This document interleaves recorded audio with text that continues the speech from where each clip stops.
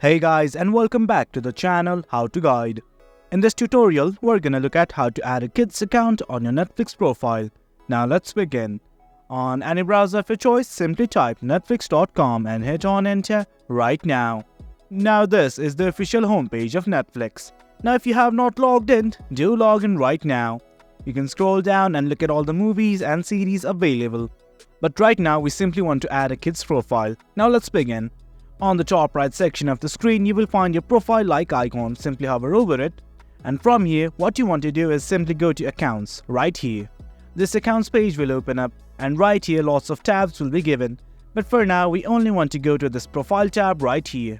In the Profile tab, simply scroll down and here's the Add Profile button. Simply click on it. Now in this page, what you need to do is simply click on this Add Profile button right here that you will find at the rightmost section. Something like this will open up. Now right here you should enter your name, and since this profile is for a kid, click on this checkbox right here.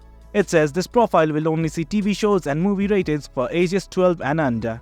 Once everything's okay, simply hit on continue. And as you can see, we have successfully created a kid's profile. Well guys, that's it for the video. That's how you add a kid's profile on your Netflix account.